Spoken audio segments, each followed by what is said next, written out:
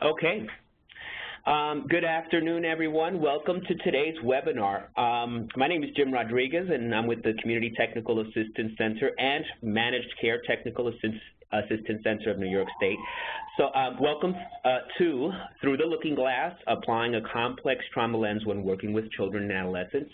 I think this title is so apropos when thinking about complex trauma because children, adolescents, and adults who have been exposed to the kinds of adversities and traumatic events associated with complex trauma may often feel like and express that they're in almost an alternate reality, and I appreciate the title. Today's webinar will cover the prevalence of complex trauma and how to apply a complex trauma lens when working with trauma-exposed children and adolescents. And it'll also cover clinical interventions and strategies. We'll touch on complex trauma and how it applies to the Children's Health Homes in New York State briefly. So we'll cover that a little bit towards the end. Before we get started, I want to take a moment to orient everyone to the WebEx system so you know how to participate in today's events. Please note that upon joining the webinar, you have been placed on mute, so you won't be able to talk, and it also avoids any background noise. If you come across any technical issues during today's event, please chat to the host, Brianna, who will be able to assist you. You'll have the opportunity to submit questions for the Q&A portion of today's presentation by utilizing the chat box feature, which is located on the right-hand side of your screen, on the upper right-hand side. If it's not visible, click the dialog bubble on the top right toolbar, and it should appear. And in order to ensure that we have time to answer as many questions as possible, we're requesting that you send in your questions at any point during the webinar, and we'll address them during the Q&A portion. So if they come up, as they come up, please send them, and then we'll keep them and make them public at the end during the Q&A session. So we are very excited to have Dr. Mandy Habib with us today. Dr. Habib is the co-director of the Institute for Adolescent Trauma Training and Treatment at Adelphi University School of Social Work. The institute that she runs is SAMHSA funded within the National Child Traumatic Stress Network, and it's focused on improving the provision of trauma-informed treatment to children and adolescents through training and workforce development. She has many years of research, supervisory and clinical experience in the field of traumatic stress, and serves as co-chair of the National Child Traumatic Stress Network's Complex Trauma Work Group. She's led treatment development and dissemination efforts for more than 10 years with the Adolescent Trauma Treatment Development Center at North Shore University Hospital. And she's also a developer and trainer of SPARCS, Structured Psychotherapy for Adolescents Responding to Chronic Stress. And as the primary national trainer for SPARCS, she has provided in-depth trauma-focused training, consultation, and supervision to more than 1,000 clinicians locally and nationally on a range of topics, including the impact of assessment and treatment. So she comes to us with a great deal of experience in this area, and thank you for joining us. And with that said, I will pass it on to Dr. Habib. Thank you. Hi, good morning, everybody, or good afternoon, rather. So in putting this together, I think I had very ambitious goals of covering absolutely everything, but I am tempering my own expectations and going to try to be realistic. So I put a lot in here, and I'm just letting folks know in advance that we may not get to everything, but I'm hoping to give people enough of a flavor of the different things so that you know where you might want to look for different presentations or training opportunities in the future. Okay. So I'm going to be talking about what complex trauma is and what it isn't, what it looks like, and how it's different from PTSD. I'm going to talk just a very, very little bit about the impact of trauma on the brain. And then, although I won't be able to cover the treatment of complex trauma in a one-hour webinar, you know, there are trainings that take days and days, you know, using different interventions, so there's only so much you could do in an hour. I do hope to give you enough information so that you know where to go and how to access more on specific treatment models and approaches. And so in doing this piece of things, I'm also going to talk about what are some of the underlying core components of any good complex trauma treatment for children, and give you just a brief taste of what some of those techniques and tools that we use in the treatment that Dr. Rodriguez had mentioned in Sparks, some of the tools and techniques that we use when working with complexly traumatized teenagers. And then, of course, leave a little bit of time at the end for questions and comments. So, you know, when people think about trauma, they often think about PTSD, and at least when they're thinking diagnostically. And PTSD has gotten a lot of attention over the last years, which is a very good thing because now there's some really good treatments out there for it. But trauma underlies many conditions. So when you look at these pictures, you know, some folks might see people that are drug addicted or homeless, violent offenders, people with, you know, anger problems. Oftentimes, there might be judgment attached to that, you know, what's wrong with these people? And instead of asking what's wrong with them, the question really needs to be what happened to them. So, you know, some time ago, I was working, just to give you an example of this, some time ago, I was working with a young adult, a late teenage young woman, and she walked into my office, and within the first 2 or 3 minutes, she announced that she was bipolar and needed medication. It was her first visit, and she was already very clear on what she needed. So I did a trauma screen with her, which is something that I now do as part of routine practice.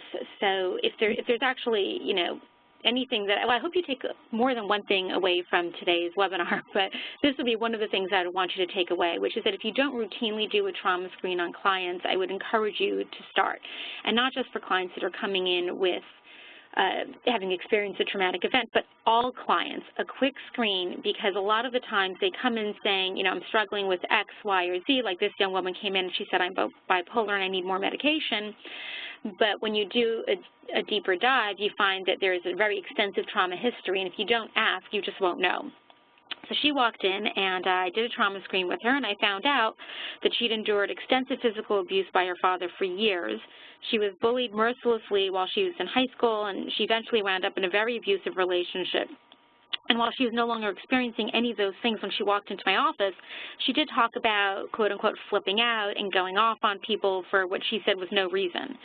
And then we dug a little deeper and we discovered that every time she flipped out, you could trace it back to something. So something had triggered her. She didn't realize that she'd been triggered, but she had. Either it could be a look by somebody, you know, maybe somebody looked at her in a way that reminded her of how she felt in high school when people were picking on her or she didn't fit in, or something that somebody said that sounded like something her father or ex-boyfriend would say. And so she'd automatically have these very intense reactions to things and not know why. She just thought she was bipolar, so she had attached this label to herself, or it had been attached somewhere along the way, and she sort of grabbed onto it to explain her behaviors and her reactions. And oftentimes when she did get triggered, she didn't even realize that she was triggered. She just knew that she felt a certain way, either sad or ashamed or angry, and that's when she would, quote unquote, flip out.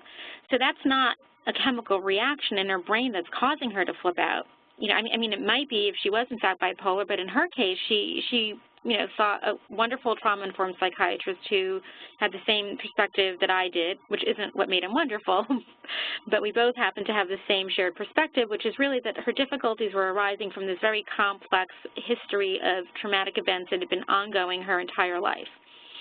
Now, she could have also been bipolar, but in her case, she wasn't. So for her, this completely changed her perspective on things because she had always attributed her difficulties to something else. So getting it right is so important because it informs treatment. And just a slight little caveat, for folks that are on this call that have seen the short film Removed, which is often shown in child welfare settings, and even if you haven't seen the film Removed by Nathaniel Matnick, there's another he just produced in conjunction with folks at Northwestern University. And I helped out a little. This really great short film that's now available online. It's about 15 minutes long. It's at www.rememberingtrauma.org, and we hope that folks use it as a training tool. And it really talks about misdiagnosis with these children that are receiving all sorts of different labels, and trauma is not really considered to be a factor. Okay, so now I digress. I need to get myself back. All right, so the point here really is that there's a general recognition that trauma underlies many conditions, not just PTSD, and there's a general agreement among the complex trauma community that there is this constellation of symptoms that's not better accounted for by PTSD. So essentially, PTSD alone is not the whole picture. Okay. So I'm just going to briefly review the criteria for PTSD, just to provide a context for what for the discussion on complex trauma. So I'm not going over any of these in any detail. So PTSD, which is obviously a DSM diagnosis, often but not always occurs after a single event, such as a dog bite, a natural disaster, an assault, or a car accident. It can be interpersonal or non-interpersonal, which is distinct from complex trauma, which is always interpersonal in nature. And as a response to having experienced this particular event, you develop a particular set of symptoms, and those symptoms are often anchored to the index trauma. So, for example, I worked with a paramedic who was bitten pretty severely by a couple of very large dogs while on the job, and he developed symptoms of intrusion. So we're talking about nightmares and flashbacks, and those are specifically related to that index trauma. He would avoid any reminders of the event, so he couldn't do his job, he couldn't go places where there might be dogs. Changes in mood and thoughts, feeling embarrassed and ashamed that he was afraid, a lot of fear, and then intense physiological distress whenever he saw a dog or heard the jangling of a leash. He would describe that his, quote, spine was on fire. So all of these symptoms are in response to that index trauma. So with complex trauma, there is no one necessarily index trauma. It's really a lifetime of trauma, and that's very different. And so the trauma, quote unquote, is often another person or people in general. You learn that people are unsafe. And so as a result, you get a different symptom picture. So this is what PTSD looks like. Complex trauma is different from this. You can be complexly traumatized and also have PTSD, but you can be complexly traumatized without actually meeting full criteria for PTSD. So I think that's another important point that I hope people take away from this, because a lot of the times when people are screening for complex trauma, they look at PTSD measures. And you should look at PTSD measures because if somebody has experienced a traumatic event, obviously you would want to know if they have PTSD, but you can't stop there. You have to also look at other measures to assess the other broad range of symptoms and impairments, which I will go over in a minute, because a lot of these children and adults will not develop PTSD following a traumatic event. So in looking at data that was culled from the National Child Traumatic Stress Network, and this is another good website to go to, it's www.nctsn.org for folks that aren't familiar with it. There are a ton of resources for different provider groups on here. But anyhow, they collected data on nearly 15,000 children and adolescents. And what the data is showing us is that nearly 80% of the children, and this is a clinic sample, had experienced multiple traumatic events, multiple types of traumas. So we're talking physical abuse laid on top of emotional abuse, on top of sexual abuse, having experienced community violence, and really only 21% actually experienced a single trauma. So multiple traumatization is the norm, with about 3.7 separate trauma types on average experienced by each of these children. So not surprisingly, the greater the number of traumas, the greater the comorbidity. And so you'll see a lot of PTSD and depression, anxiety, substance abuse. And although over half of these children exhibited symptoms of post-traumatic stress, only 28% actually met full criteria for PTSD. That means about 71% of these children who'd experienced multiple types of traumas did not develop or meet full criteria for PTSD. So it doesn't mean that the ones that did experience PTSD symptoms don't need to be treated. They do, but it also means we need to start looking at other things. So there can be several reasons for this. It could be that, these kids are just really resilient, which is often true, but that's not these kids because this is a clinic sample. Or it could be that these children are having difficulties, but they're coming out in a different way that's not captured in a diagnosis of PTSD. And so when you start to dig down a little bit, you see that there are other symptoms and difficulties they're having. So when you look at some of these real-world indicators, you see problems in several different areas. Behavior problems at home and in the community, more than half of them. Behavior problems in school, again, about half. academic problems, half the sample, suicidality, and substance use. And I actually think the substance use number here is a little skewed because I think that the sample skews slightly toward younger children. So I think that number would be higher if you were to look at youth over the age of 12.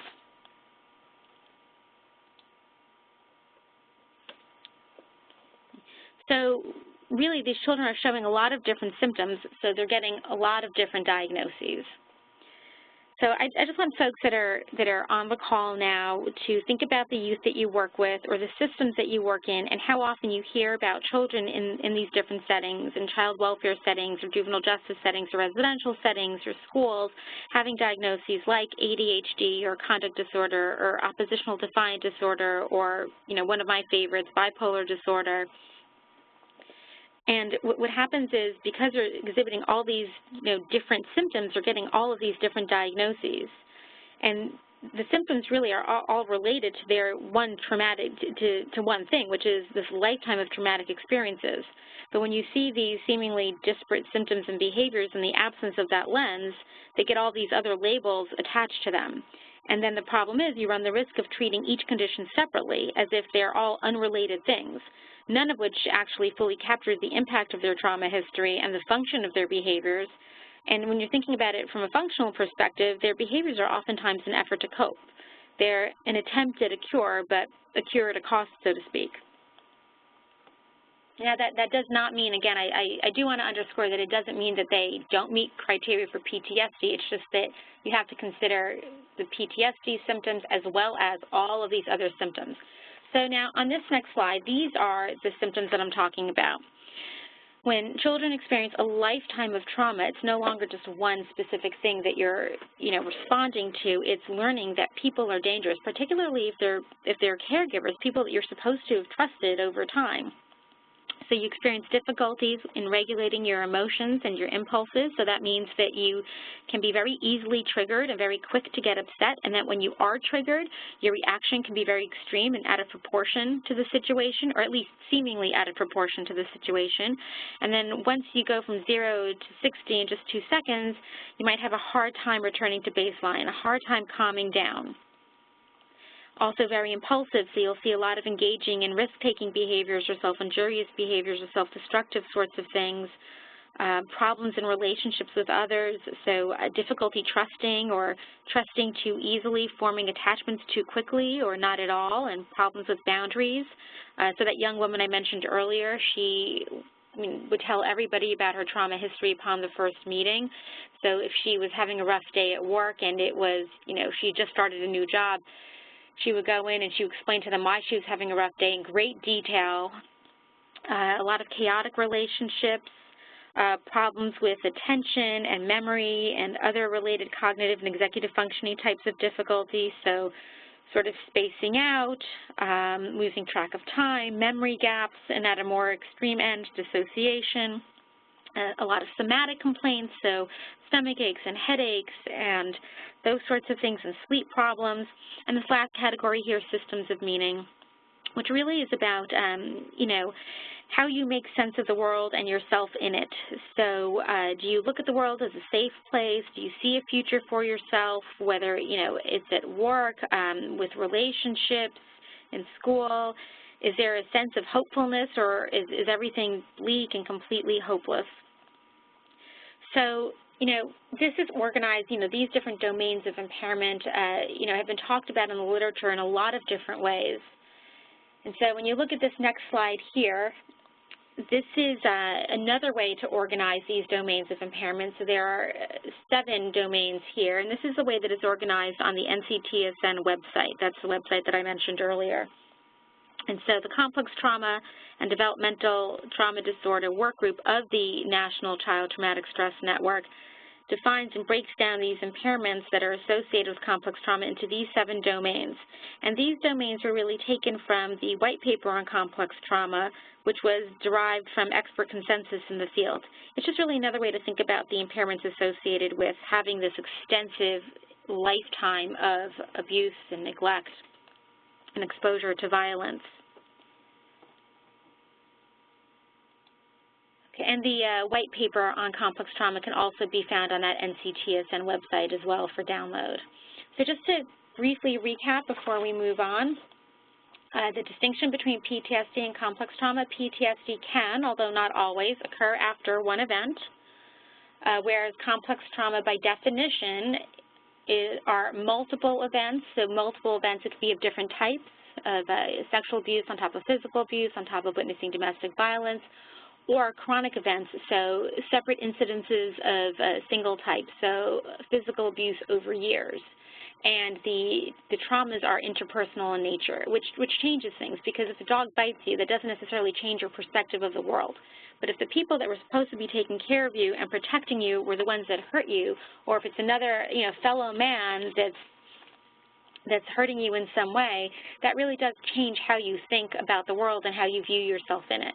So PTSD consists of 4 criteria or clusters, whereas complex trauma, at least when you're looking at the NCTSN and white paper, consists of these 7 domains of impairment.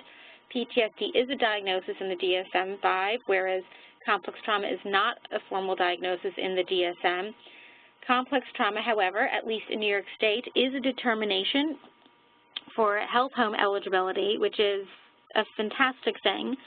So recently, within the last year, complex trauma has been approved as a single qualifying condition for enrollment in children's health homes in New York State, which essentially means that children who've been identified as having been exposed to multiple traumatic events or ongoing traumatic events and who are experiencing problems linked to those traumatic events are now eligible for enhanced services through health homes. And there are a variety of webinars, both archived currently and I think some coming out in the next couple of months that will talk about how to get children enrolled in health homes in New York State.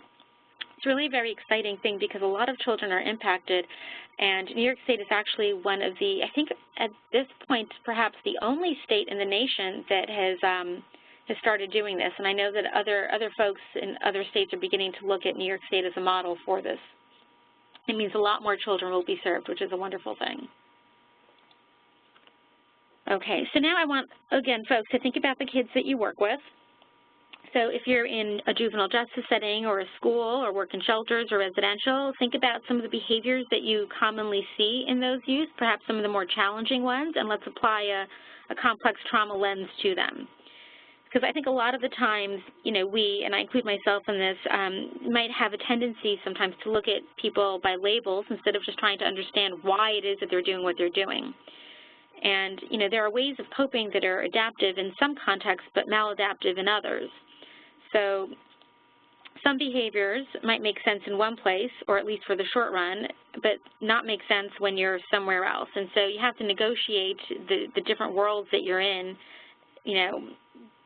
depending on what's going on at the time. So before we move on to some practical examples, I'll give you one here, which is that, we've done some trainings in juvenile justice settings in a couple of different states where we've trained up a lot of the clinicians in SPARTS, which is the group treatment for complexly traumatized teenagers. And, these are some pretty hardcore kids in maximum security facilities. And what we've learned over time is that these children often live in 2 different worlds. So one that's governed by laws that say that you can't commit murder or assault or robbery or be involved in gang activity, and this other world in which all of those laws are broken on a daily basis, and they live in these areas and communities, and these children, now teenagers, routinely experience physical abuse and sexual abuse and witness domestic violence daily. And so in order for them to survive their reality, the one that they actually lived in, they had to adapt. Because in those areas, sometimes not being aggressive meant that you might be in greater danger. You could be victimized. So in that world, it makes sense that if somebody looks at you the wrong way, you assault them. Because by assaulting them, you're keeping yourself safe, at least in that moment. So, for example, let's say a kid's in school, and I actually was just working with, I find this to happen over and over again. I was just talking with a client that I have a few weeks ago, and he came in with a black eye. I'm grateful that he's still in school. He's hanging on by a thread. But the kid in school assaults another kid for bumping into him and disrespecting him, you know, it might get him suspended because he overreacted. Somebody bumps into him and then you pop him in the face. That seems like an overreaction. But it also means that other kids will now think twice before messing with you. And so my particular client pretty much said the same thing verbatim. I'd already seen this, but he came in with a black eye and he said that somebody started with him, and so he jumped them because he had to, because if the other kids saw that he didn't do anything, then he'd be a bigger target. Now, of course, there are all sorts of consequences, and this might put them at risk later if they want revenge, but it's a tricky thing. They're living in different worlds simultaneously. So I think that for us, for folks that are on the call that are clinicians or policymakers, one of the things that I find helpful is to look at these symptoms actually as coping responses. They might not be the best coping responses, but they are an effort at coping. And having that perspective changes how you deal with it. So often people are told to stop what they're doing without actually being asked why they're doing what they're doing. So we tell kids to stop drinking and stop fighting and stop doing drugs and stop cutting, instead of validating that these things actually might make sense to them and represent an effort on their part to protect themselves and to cope. That doesn't mean that it's okay for those things to continue, but I think if you don't validate the coping response first, you've really lost them. And you're also pathologizing them. Okay, so now I want to use, I'm just doing a quick time check. All right, so I'd like to apply a complex trauma lens to some of these different behaviors and things we see in youth that we work with. Okay, so if you have a child that belongs to a gang, right? So hang on a second. So these are the behaviors on the left, right? So I belong to a gang. I use drugs or alcohol a lot. I'm aggressive. I dropped out of school. I have a pimp. I can't pay attention in class, or I miss a lot of school. Okay. So what do these behaviors really mean? So I belong to a gang. It could be I want a family. I want to belong. So for a lot of these children that are gang involved, if you talk to them, they'll tell you that their parents weren't available to them, that they didn't or couldn't take care of them for whatever reason, whether it's substance use or other reasons. They worked, 5 jobs, and so they felt like they were out on their own a lot, like they had to fend for themselves. When you said that his parents told him, his mother told him that she wished he was never born, and she said that many times. So now, we're talking, when you think about these things, we're talking about neglect, disrupted attachments, emotional and verbal abuse. To say that to a child is considered emotional abuse. And so not surprisingly, they learn to find their family in a gang, because the gang is a place that accepts them. And so they now have this family. And so, of course, feeling like you don't belong, like you don't fit in, like you're not wanted will impact your relationships. So I'm linking this to the different domains that are impacted by complex trauma. So now, let's say you have a child that does drugs a lot or drinks a lot. If you talk to them, the drugs will help me numb out, they help me not feel, they calm me down. Or somebody that's very aggressive. So, I mentioned earlier that that young man, that teenager that assaulted, or the other kid that had bumped into him or done something, looked at him the wrong way. You learn to respond in a particular way based on where you come from, and we tell people to walk away, but in some environment, if you walk away, you're just going to increase your chances that you'll get picked on again. But if he goes off, he's sending a message to people. He's saying, don't mess with me, stay away. The more volatile and explosive you are, the more people will stay away. So that might actually be adaptive in that circumstance. And when you experience a lifetime of trauma that's interpersonal in nature, you learn to enter every interaction scanning other people for signs of hostility or criticism or danger. And this way you're ready and you're not caught off guard. But the downside is that sometimes you see hostility where there is none. And sometimes it's hard to shed the lens when you're no longer in that dangerous environment. So it means that someone might say or do something that's fairly innocuous, and you don't give them the benefit of the doubt. And right away, you receive it like a jab. You feel hurt, and then you just punch back.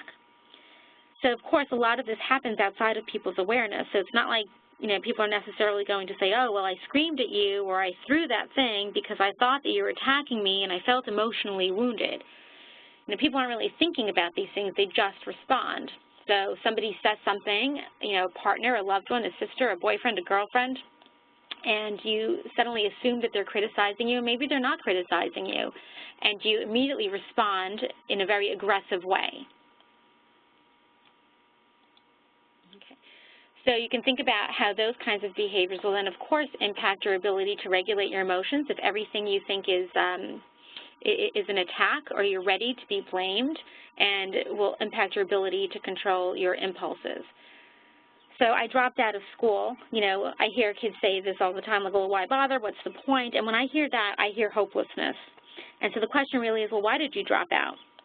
And a lot of the times you'll hear, you know, if you ask kids where they think they'll be when they're 25, they'll say things like dead or in jail. And for some of them, that's true, depending on where, you know, where they live and how they're growing up.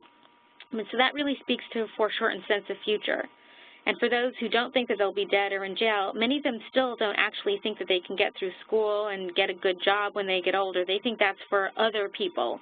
So they have this very grim view on their sense of hope for the future. And in a lot of cases, the outlook is bleak, but that doesn't mean that it's not possible. And so I always think clinically that part of my job is to try to instill a sense of hope and not being all Pollyanna about it, you know, recognizing that the opportunities are more limited for some of these youth, but that doesn't mean that there isn't possibility. And so when they lose that hope, I try to hold that hope for them. And so that really speaks to the child's understanding of the world and where they fit in the world, and do they have a sense of future? How do they understand their experiences and how that's impacted them? So for this next one, you know, again, I'm thinking about some of the folks that I've worked with and spoken with. You know, if you grow up being sexually abused, you get the message that your body's not yours. It puts you at risk for other traumatic events down the line. And you really don't see a lot of other self-worth. I had one client say to me that, the young woman, she said, you know, as a woman, it's my job to have sex. And she was not involved. She was talking about her boyfriend at the time, and anyhow, I can't pay attention in class. So again, the question here is, you know, why? Why can't you pay attention in class? You know, here it's easy to think, oh, well, the child obviously, you know, has attentional difficulties, so ADHD. And the child may have ADHD, but it might not be ADHD. So imagine a young boy leaving his house in the morning to the sounds of his parents fighting and his baby sister crying, and there's glass breaking, and they're screaming, and they're shouting, and then he has to leave.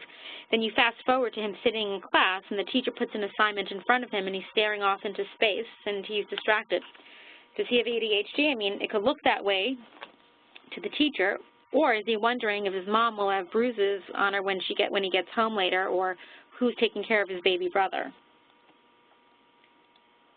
And so, not surprisingly, a lot of these kids have difficulty with attention and executive functioning. There might be some dissociation as well. So you always have to assess for that. And then I miss a lot of school. And so really what's going on here is I'm totally stressed out and my body's breaking down. So we all know that stress and trauma is the #1 predictors of physical health outcomes. So there's a huge impact on how you're feeling, and so you'll see a lot of somatic complaints.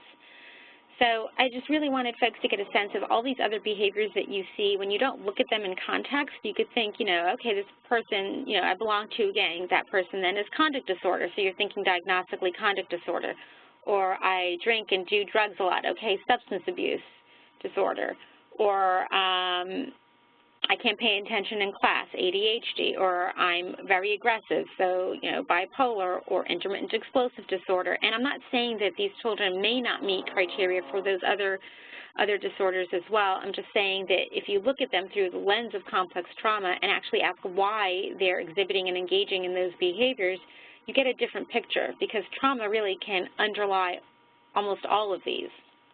Or sometimes it could just be that the child has ADHD.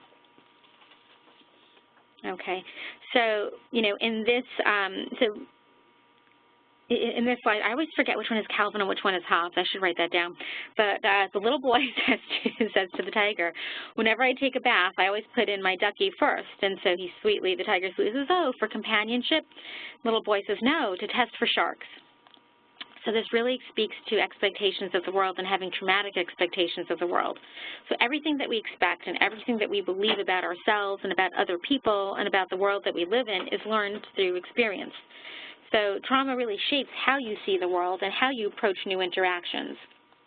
It's a lot safer to assume that there's danger and then react and be wrong than to assume that something is safe when it's actually not. But this will impact even the smallest little interaction. So if you're, thinking back to that client that I mentioned earlier, she had this extensive history of being targeted at home by her father. She was not the favored sibling at all, and then targeted again in school by all the classmates. She didn't have a single friend throughout all of high school, not one. Now, let's say you walk into a situation where you're invited to a party and you walk in. How are you going to walk into that room? Will you walk in eager and excited to meet new people and to have fun? Or are you going to walk in with your head hanging a little low, not really making eye contact, sort of kind of off to the corner, and when somebody talks to you, you speak softly and you kind of mumble? And if you do walk in that way, how are people going to respond to you? Are they going to seek you out, or are they just going to, kind of respond in kind? So in even small, subtle ways, the way that your life experiences shape you and then perpetuate what happens is just so profound. Okay. So this slide, I have to give credit to a colleague that I thought, I borrowed his slides. He did a really nice job of visually illustrating what happens to you physiologically and in terms of how your brain processes trauma and then responds. So in the first slide, this is how your brain processes things under typical conditions. So something happens, you observe it, you notice it, you take in the information, you gather it all up, you interpret what you've taken in, and then you process it, then you evaluate your options. I could do this or I could do that, and once you make a decision about which is the best option to take, you develop and devise a plan for carrying that out, and then you take action. And under the best of circumstances, that's how our brain is functioning. However, if there's danger or the alarm goes off, you take an express route. There's no time. There's no time to do that extensive, sophisticated processing. So you observe what's going on, you see that there's danger, you make a quick interpretation, this is a bad thing happening, I need to do something, and boom, you just react. Flight, fight, or freeze. There is no time to fully process it. There's no time to say, well, if I do this, then this, and if I do that. There's no evaluating options. There's no planning the best way to carry out the option. You just react. Now, that's under, something dangerous is happening. The alarm goes off. Now imagine the alarm is going off every day because you're growing up under constant stress and trauma. So with repeated stress, the alarm system, what should be the alarm system, now becomes the express route. It becomes the main road. So you just no longer engage in that higher order processing. There's no processing, there's no interpreting, there's no wondering, well, is this person coming at me nice or not nice? You just see danger. You see people, you see danger, and then there's no evaluating the options, and there's certainly no planning. That's why you get these very quick, very intense responses. So I just wanted to credit Josh Arvidsson for those slides. So now I'm going to shift into complex trauma treatment. Core components. I'm going to quickly go over the core components and just introduce you a little bit to some of the different treatment models and give you examples of some techniques and tools that we use. So I mentioned earlier that there's just no way to cover everything in an hour, so I'm just giving you a flavor. So that the remaining 10 minutes that we have, that's what I'm going to do. But if, folks do want to hear more about any particular thing down the line, I guess, you could submit your areas of interest specifically so that we know how to tailor things moving forward to meet the needs of the people on the call. Okay, so core components of complex trauma intervention. So there are 6 core components. I'm going to give you some examples for the ones 2 through 5. And so these are just core components of any therapy, things that you want to do that are recommended when working with complexly traumatized clients. And they're outlined, these core components are also outlined in a white paper on complex trauma. So you can get a lot more detail on these elsewhere as well. You can find that on the website as well. That's on the NCTSN website. So this is taken directly from that paper. I'm not going to read these in full. There's a lot of detail here. I'll just quickly distill them down. These are the same 6 that you just saw on that previous slide. So safety. You always want to establish safety. And by that I mean internal and external safety. so that they feel safe emotionally as well, and that there is actually real physical safety. So, for example, when we do the trauma groups with teenagers, where are the groups being held? Sometimes that can be a challenge. In one school setting, they couldn't find space, so they got creative and they held them in the gym, which kudos to them for not canceling group that day. On the downside, they're having a group in the gym and they're talking about traumatic experiences, and the doors come flying open with other kids coming in to play. So you want to create internal and external safety, relational safety as well. They need to be able to trust your reactions. They need to be able to know that you won't get upset with them, and if you do get upset with them, that your response will be tempered and you can work it out. They're very sensitive to perceived criticism, to rejection, self-regulation, so you want to help them regulate what's going on. And by that, you think about, oh, self-regulation as a sort of like one catch-all, but it's really lots of different things. It's regulating your feelings, regulating your physiological states. So is your heart beating too fast? Are your palms sweaty? Is your spine on fire? Regulating your behaviors, and regulating your thoughts. Are your thoughts racing? Is it a mile a minute? Are they scattered? So it's just modulating arousal across all of these different domains, and a lot of times people think about regulation as calming down, but it's not just calming down. If you have somebody that's very depressed and numbed out, you might want them to learn to sort of regulate up and kind of lift that a little bit. Self-reflective information processing, which I agree and recognize is a mouthful. And so this really speaks to executive functioning, the ability to anticipate, plan, make decisions, a construction of a self-narrative. So really thinking about who am I, what are my goals, what are my hopes for the future, and then reflecting on things that have happened in the past and thinking about how you as a person fits into that, into what's going on now. Traumatic experiences integration, so transforming traumatic memories, making meaning, thinking about how they've shaped who you are. Symptom management, so the resolution of traumatic reminders, development of coping skills, and development of present-oriented thinking and behavior. Relational engagement, so you're talking about repairing any attachments that you can repair, if that's possible, and also creating new but adaptive attachments, healthy attachments, and developing interpersonal skills like assertiveness. You know, a lot of these youth have no problem with being aggressive in some contexts, but have a lot of trouble standing up for themselves and others, and with authority figures, and how to do that appropriately. Again, you're also talking about boundaries here and helping them establish boundaries and learn to set limits, helping them with perspective taking and empathy, and just increasing the capacity for intimacy and trust.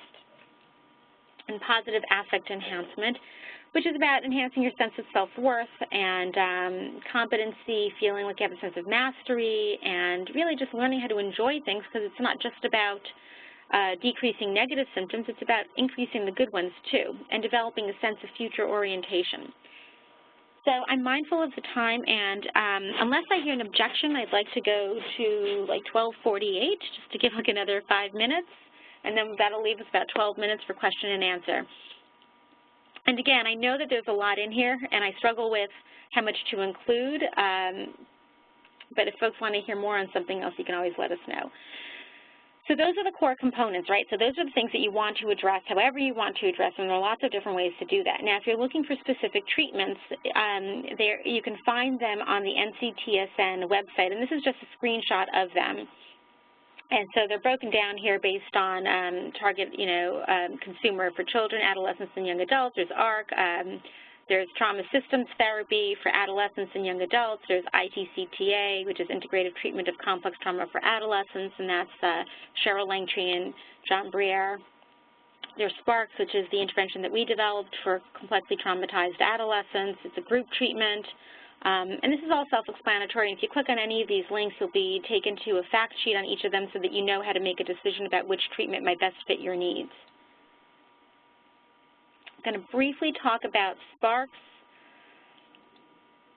Okay.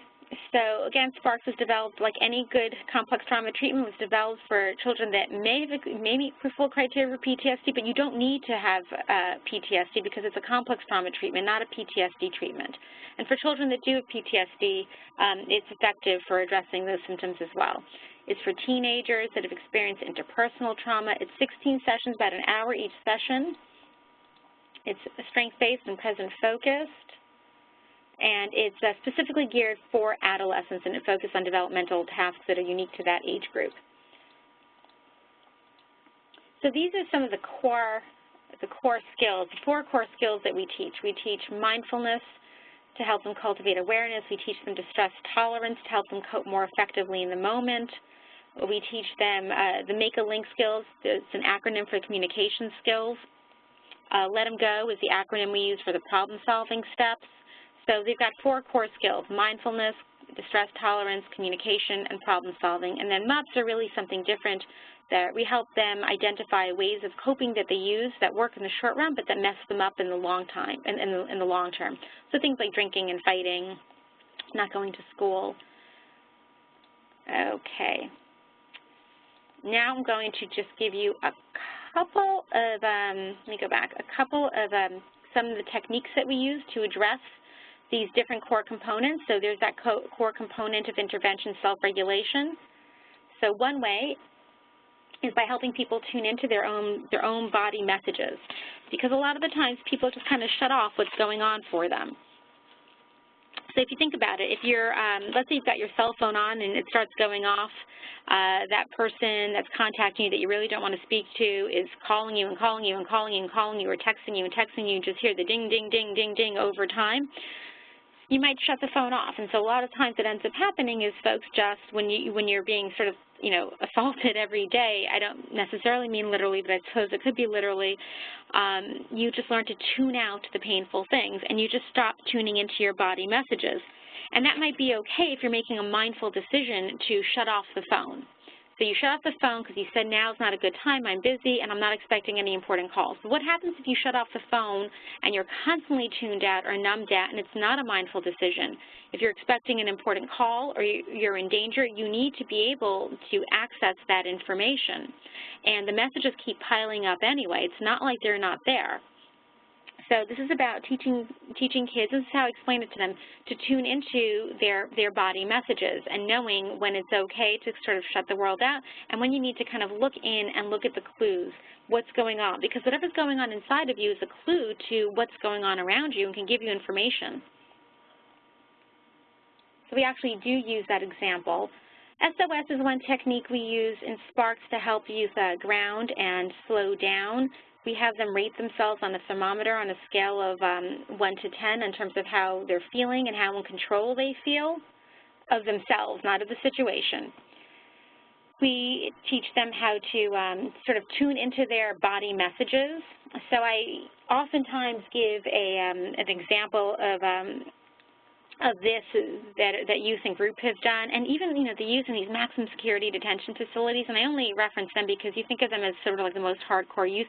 They fill these out. They do such a wonderful job.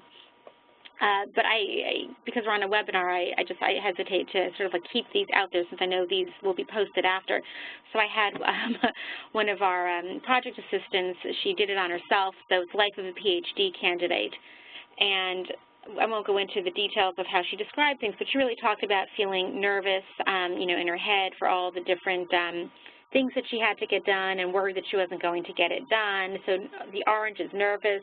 The purple is excited. She has a lot of excited, and that's because she has a lot. She said she has a bright future, and she's about to get married, and she's about to graduate. The green is jealous in her head because of jealous of other people that have time to do things, and she doesn't really have time for her life. But what's nice about the body messages is you can literally spend an entire message just tuning into your own body messages. And I often do this with clients. It's not like I sit down and have them do it and then sort of like watch over them as they do it. So the body messages, SOS, mindfulness, all helpful for self-regulation. Okay, I'm just going to skip ahead. So the relational engagement, this is a core component of a complex trauma treatment. We teach communication skills, and then we also teach them to look in their lives currently and in the past about sources of support. So who can help you with these different types of support? So who can give you emotional support? Who can help you just by keeping you company, by hanging out? Who's the good person to go to if you need advice and information? And so really helping you think about what kinds of support do you need, because then that will help you know how to ask for what you need. And then also on the left here, thinking about different places where you can get that support. So rather than just relying on one person, expanding that network of support. So these are some of the tools. I'm just going to skip ahead to the end. And again, just in full disclosure, I was not expecting to get through all of these, but I wanted to give you a flavor of the different things. So just a couple of recommendations to highlight. I think number 2 here, just to help the clients often come in with labels of bad, I'm crazy, and just help them really think about ways to think about what they're doing in context of their histories and what they've experienced so that they're not so self-judgmental, to routinely screen for abuse and victimization, to manage your own emotions. I'm jumping up to the first one as well, because people are very attuned to the look on your face and to what that means, to practice self-care, to make sure that you're not just decreasing negative affect, but that you're also increasing joy, and to instill hope, which I had already mentioned earlier, so that when they give up hope, for you to be able to continue to hang on to it for them. Okay, and resources, these will be posted. If you have any questions, and if you want to check out more information, those are all some good websites. And now we're good for questions and comments. Thank you, Mandy, for that great presentation. There have been a number of questions coming in. So there's some business I want to take care of, so I want to do that really quick so that we don't lose people. Just a couple of quick things I wanted to mention. With regards to getting CEs, I forgot to mention this at the beginning. We have some directions available on how to obtain your continuing education credits. You can go to that website, register, and then you'll find today's event on there, and you can get the CE credits for free by registering on that website. And I want to mention that quickly because you will not get, you'll get a thank you email tomorrow with all these instructions spelled out. So I don't want to spend too much time. I want to get back to the questions that were raised. But these are, but again, you'll get an email tomorrow giving you these instructions in greater detail. So very quickly, some of the questions that have come up for you, Mandy. First, a couple of questions on assessment. A few questions came in on assessment. So folks wanted to know if you have a screen that you could recommend or direct folks to a site. I know you listed a number of resources, a screen on complex trauma or a checklist on questions to ask to determine complex trauma. So a few different questions in that arena. Can you speak a little bit to that, screening and assessment? I can. That's a tough one. So there are lots of great tools for assessing, not lots, so there are a decent number for assessing complex trauma exposure. So what did they experience? When you choose, and we have one that we developed also that we can email to people, so I'm happy to do that. It's one page. When you're looking for an exposure screen, wherever you get it from, just make sure that it's really comprehensive and asks the questions in a very specific way. You never want to ask somebody, have you ever been physically abused? Because they've got a different sense of what abuse is. When you've grown up with abuse, it's just normal. It's just sort of the way people discipline. So you got to really look at how the questions are phrased, and you want to make sure that it covers a whole range. So if it's just asking 4 or 5 questions, you're probably not going to cover the range. And if you say, have there been other ways that you've been traumatized or abused, sometimes they won't offer them up, not because, again, they're hiding things from you, but part of the, one of the hallmarks of PTSD is avoidance on an unconscious. I know I've got some colleagues that don't like when I use the word unconscious, but I'm using it. On an unconscious level, they may not be thinking about those things, or again, they may not conceptualize it that way. So for exposure, there are lots of things out there. I'd encourage you to check out the NCTSN website or email me and I'll send you what we use. New York State, also as part of the New York State Complex Trauma Workers, we just developed a complex trauma exposure screen and a more detailed exposure assessment as part of the Health Homes Initiative. So those should be available, those two should be available on the DOH website. And if you want the one-pager that we have, I can send that to you. Now for assessing symptoms, that's a lot harder because you're talking about what's free or very low cost, comprehensive, and doesn't take hours to administer or a lot of training, and the answer is really very little. So what I would encourage you to do is to, and I'll give you a couple of ideas on what you could use, but really what you need to do is you need to think about those 6 or 7 different domains of impairment, and then think about what assessments are out there that target some of those different areas. So if you're working with somebody that you know is acting out, then you're going to want to find something that sort of targets those relational difficulties and the aggressive and impulsive difficulties. If you're working with somebody that you know tends to dissociate, then you're going to look for a measure that includes those items. In terms of one comprehensive measure for all, Briere has, I forget exactly what it's called. It's not the Trauma Symptom Checklist for Children, although that has been used. There's another one more specifically for complex trauma. This is John Briere, B-R-I-E-R-E, but there's a cost attached to that. The Youth Outcome Questionnaire, which also does a bunch of different domains, not developed specifically for complex trauma, is also really good, but also has a cost. That one seems to be very responsive to pre and post. Let's see, in terms of the CANS, the CANS trauma version, and I think the regular one may have a lot of overlap. That's a child and adolescent needs and strengths, but that takes training and takes a while to administer. And then other than that, I would just sort of look around at what you're already using and see if you can sort of cobble something together, like the CBCL or the Ohio scales, which are free. So there's my answer to that one. Yeah. Yeah, and it seems very complex. But I think to me it seems like the bottom line is really assessing the exposure to trauma and the types of exposure and really getting a good picture of that and tying that into symptoms that they may be having, because as you said, it's not definitely going to result in PTSD. It could result in a lot of other symptoms, a lot of other diagnoses and symptom presentations, right? 100%. Yeah. So a couple of questions about treatment. I know we only have a couple of more minutes, but I'll try to pick one out. Well, one simplest one to address, the simplest one I think is that this training focuses on children and adolescents and, you know, sort of with the SPARK model. What are some of the differences with working with adults? Is there a different approach to complex trauma intervention with adults? Yeah, I don't think so. And one of the resources at the end of the slides under ISTSS has guidelines on working with complexly traumatized adults. It's specific to adults. But we've done SPARKs with young adults as well, and they've actually done them with some adult groups too. So I think those core components would stay the same. And I would also encourage you to look at the ISTSS guidelines, and the link is on that PowerPoint. Okay. Okay, and I apologize because we're running down and there's a few other things I want to cover, but I do think they address some of the questions that are coming up. So there was a question, and Mandy, I think you can speak to this if you want. It's the issue of intersectionality in minorities. I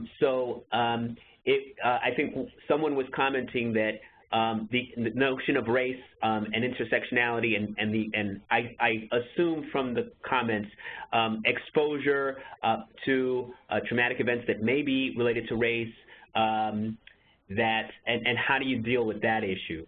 I'm not sure if you have an answer for that, but I just wanted to kind of put it out there.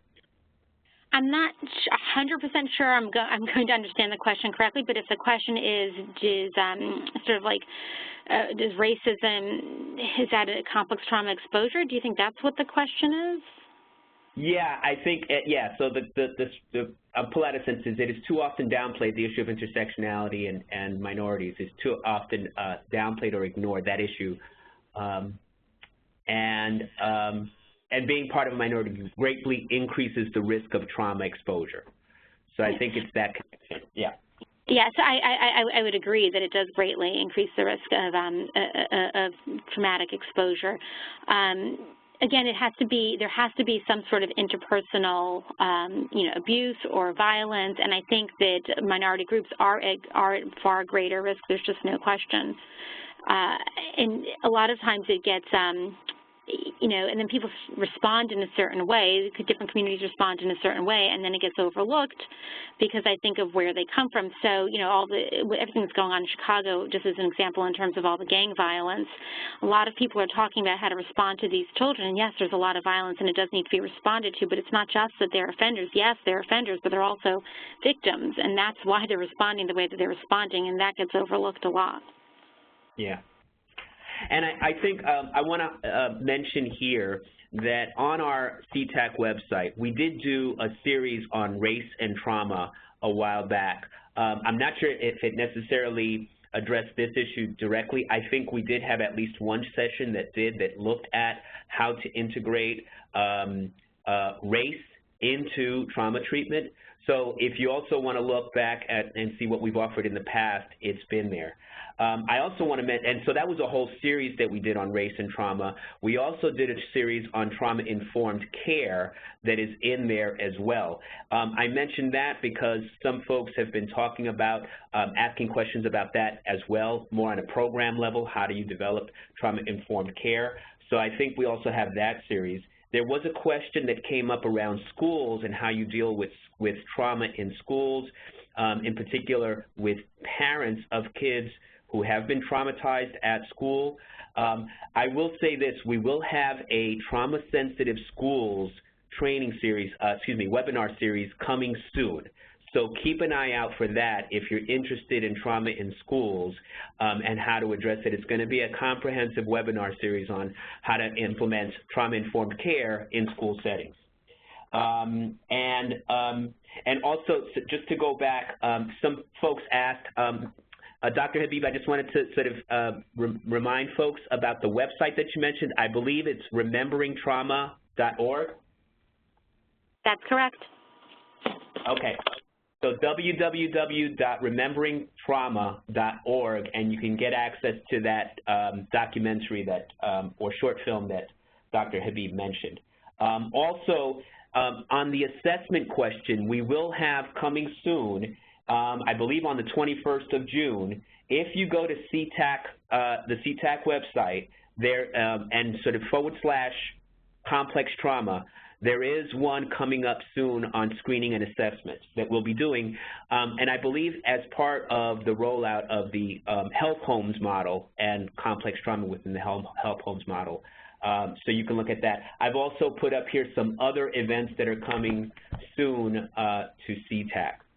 I want to just take a moment to thank Dr. Habib for her presentation and thank you all for attending today's webinar. Thanks, everyone.